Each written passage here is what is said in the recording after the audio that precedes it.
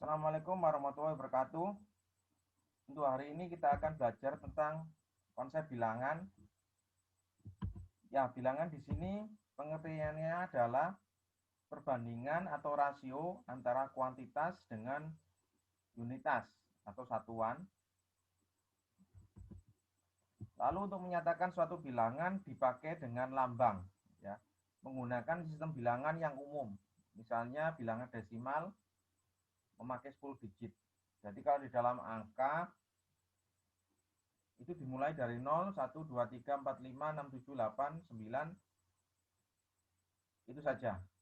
Nanti baru ada perkembangan yang lain, 10, 11, dan seterusnya. Ini contoh saja dulu. Lalu setiap angka yang dipakai dalam penulisan bilangan mempunyai posisi tertentu. Misalnya pada bilangan 445. Jadi kalau dibacakan 445. Jadi 400 ini adalah ratusan, 40 adalah puluhan, 5 adalah satuan kalau dijabarkan secara detail. Lalu ada namanya sistem bilangan nyata. Bilangan nyata itu banyak digunakan dalam penerapan ekonomi dan bisnis, ya. Jadi di dalam fakultas ekonomi itu tidak hanya sosial murni, ya. Jadi bukan hanya ilmu sosial murni, tapi juga di situ ada penerapan mata kuliah yang berbasis angka, ya. Misalnya matematika ekonomi, ya, ekonomi mikro, manajemen keuangan, dan seterusnya, dan masih banyak lagi. Bilangan nyata ini bagi dua. Yang pertama adalah bilangan rasional. Jadi artinya bilangan yang angka desimalnya berakhir dengan 0. Misalnya 5, ya, 5 bagi 1 sama dengan 5, terus 1/3 sama dengan 0,33. Lalu yang kedua adalah bilangan irasional atau bilangan yang angka desimalnya tidak berakhir dengan 0. Biasanya yang akar, ya, akar. Maksudnya akar yang nilainya banyak komanya, ya. Misalnya akar 2 sama dengan 1,41, misalnya akar 12, ya. Jadi kalau misalnya akarnya itu nilainya adalah misalnya tidak berakhir dengan 0, misalnya akar 64 sama dengan 8, nah itu masih termasuk di dalam bilangan rasional. Nah, bilangan rasional di sini dibagi dua, bilangan bulat. Jadi mencakup semua bilangan yang positif, negatif, 0. Ya. Lalu bilangan pecahan. Yang pecahan itu yang koma-koma itu, ya. Baik itu nilai yang positif maupun negatif. Ya, jadi di sini kita belajar sistem bilangan dulu secara teoritis. Ya, kalau dijabarkan di bilangan nyata dibagi dua, bilangan rasional dan irasional sampai ke bawah itu, ya. Nah, contoh jenis bilangan. Kalau bilangan nyata itu contohnya misalnya angka 2, min 2, 1, dan seterusnya. Terus kalau irasional ini misalnya akar min 4. Nah, min 4 ini kan tidak bisa, ya. Jadi kurang lebih 2. Itu akar 4, diakar lagi min 1. Nah, ini bilangan rasional itu bilangannya tidak masuk akal, ya. Jadi tidak masuk akal itu susah untuk dijabarkan di dalam dunia nyata, ya. Misalnya barang, ya, misalnya kotak yang berisi misalnya makanan, ya, makanan kaleng. Nah, makanan kaleng itu kan tidak mungkin jumlahnya tuh 1, sekian sekian, kan tidak ada. Jadi kan jumlahnya pasti nyata, misalnya 2, 4, 8, ya.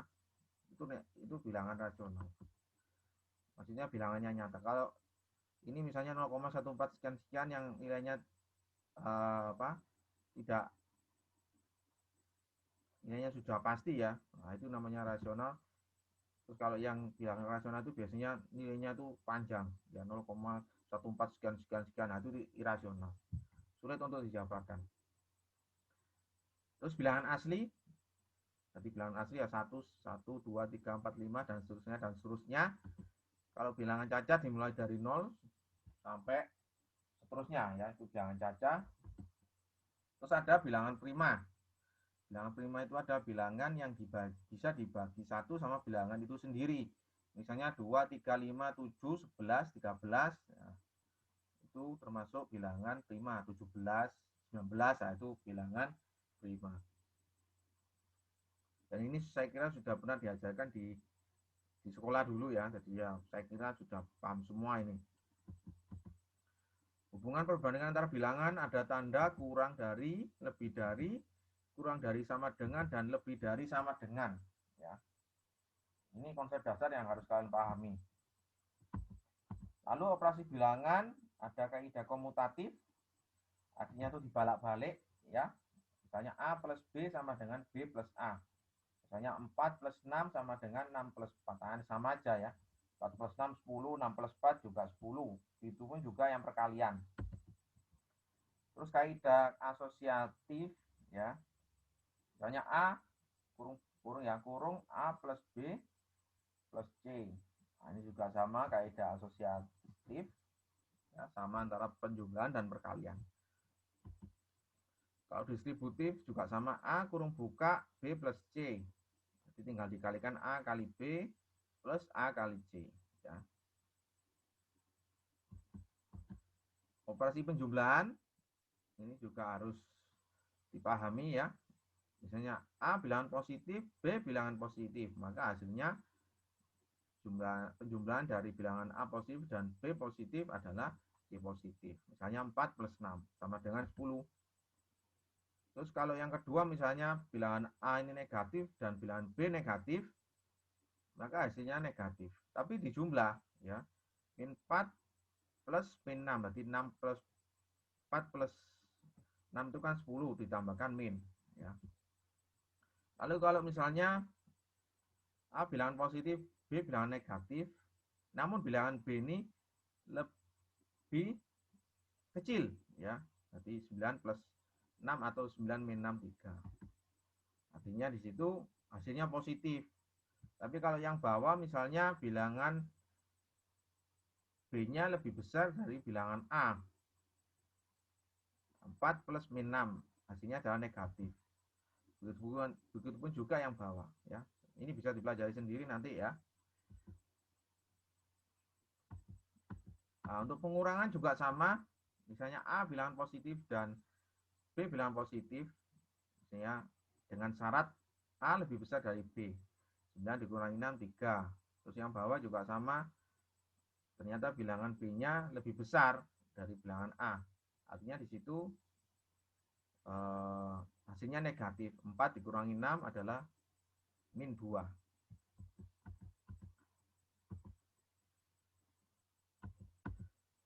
Nah, untuk perkalian juga sama. A bilangan positif dikali B bilangan positif. Hasilnya adalah C positif. Misalnya 4 kali 6 sama dengan 24. Terus A bilangan negatif dikali B bilangan negatif. Berarti min dikali min adalah positif ya. Kalau A bilangan positif dan B bilangan negatif, pasti hasilnya negatif. Misalnya 4 dikali min 6, hasilnya adalah min 24. Pembagian juga sama, kalau bilangannya positif semua, hasilnya pasti positif. 8 bagi 4 sama dengan 2. Terus min dibagi min juga sama positif. Berarti min 8 bagi min 4 sama dengan 2. Lalu kalau misalnya bilangan positif dibagi dengan bilangan negatif, 8 dibagi min 4 sama dengan min 2. Sampai sini jelas ya. Kalau pemadanan ini artinya adalah pembilang dan penyebut itu harus dikalikan dengan angka yang sama. Begitupun juga baik itu untuk perkalian maupun pembagian. Misalnya memperbesar pecahan 2/3. Kalau diperbesar artinya kita lipat gandakan. Jadi 2/3 berarti yang 2 dikalikan dengan 5, yang bawah juga dikalikan dengan 5. Artinya 2 kali 5 untuk pembilang dan penyebutnya 3 kali 5. Jadi 2 kali 5 10 dibagi dengan 3 kali 5 15. Terus kalau misalnya mau angkanya sampai 40/60, ya tinggal dikalikan aja 2 dikali 20 ya untuk membilangnya. Lalu yang penyebutnya 3 dikali dengan 20. Berarti 40 per 60. Artinya nilainya sepadan atau sama ya. Hampir sama antara 40 per 60 dengan 2 per 3. Tinggal nanti diperkecil. Ini kan diperbesar. Kalau diperkecil bagaimana? Berarti 24 bagi 30. Berarti bagaimana caranya supaya nilainya menjadi kecil? Ya dibagi 24 bagi 2. Hasilnya adalah 12, 30 bagi 2, 15. Kalau mau nilainya paling kecil sendiri, otomatis di situ harus dibagi dengan 6 ya. 24 bagi 6 sama dengan 4 ya. Itu 30 bagi 6 sama dengan 5. Jadi 24 per 30 itu sepadan dengan angka 4 per 5 ya. Jadi tergantung nanti pertanyaannya seperti apa ya, tinggal nanti kalian harus bisa mencari bagaimana memperkecil maupun memperbesar pecahan supaya nilainya sepadan. Untuk penjumlahan dan pengurangan ini saya kira mudah ya. Misalnya 5 per 8 tambah 2 per 8. Ya, artinya di situ pembilangnya yang dihitung penyebutnya tidak usah karena penyebutnya sama. Berarti 5 plus 2, 7 dibagi dengan 8. 7 per 8 hasilnya. Begitupun juga kalau pengurangan 5 dikurangi 2, 3 per 8. Ya gitu. Terus kalau misalnya nggak sama, ya kita harus menyamakan ya. 5 per 8 ditambah 2 per 3 sama dengan, jadi kita harus kalikan dulu yang penyebutnya 8 sama 3, otomatis 8 kali 3 24, jadi 24 dibagi dengan 8 dikali dengan 5 hasilnya ada 15. Nah ini ya. Terus yang bawah juga sama, 24 bagi 3 kali dengan 2. Nah, ini otomatis sudah sama, berarti kita jumlahkan 15 sama 16 31 per 24. Nah, itu untuk operasi penjumlahan dan pengurangan secara umum. Untuk perkalian ya harus dikali semua antara pembilang dan penyebut. Misalnya A per X dikali B per Y. Berarti A kali B per X per Y. Per X kali Y.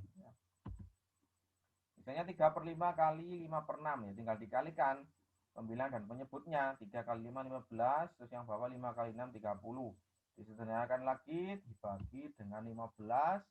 Bagi yang bawah juga dibagi 15, berarti 1 per 2. Terus kalau dikali yang ketiga ya, 23 per 4 dikali 13 per 2. Tinggal dikalikan aja, 23 kali 13, hasilnya 299. Terus 4 kali 2, 8. Yang bawah 5 per 8 dibagi 3 per 4. Jadi kalau bagi itu dibalik ya. Jadi 5 per 8 dikali 3 per 4 itu dibalik, jadi 4 per 3. Jadi tinggal dikalikan saja, 5 kali 4, 20. 8 kali 3, 24. Hasilnya adalah 5 per 6. Ini diperkecil ya. Diperkecil 20 bagi 4, 5. 24 bagi 4, 6 ya. Ya, ini contoh soal bisa dikerjakan sendiri. Pertanyaan pertama, hitung pecahan di bawah ini menjadi bentuk desimal. Ya, tinggal dibagi aja ya. Misalnya 3 per 8 hasilnya seperti apa, 7 per 12 seperti apa, 3 per 20 seperti apa. Itu untuk pecahan ya. Ini istilahnya nanti hasilnya adalah koma. Yang kedua, hitung jumlah selisih dan hasil kali dari pasangan pecahan di bawah ini. Misalnya yang bawah 3 per 8 dan 4 per 6. Ya tinggal dijumlahkan aja, 3 per 8 plus 4 per 6, 3 per 8 dikurangi 4 per 6, dan 3 per 8 dikali 4 per 6. Nah, dikerjakan sampai yang bawah tuh ya, 5 per 6 dan 13 per 3. Baik, saya kira cukup materi sampai hari ini. Terima kasih. Wassalamualaikum warahmatullahi wabarakatuh.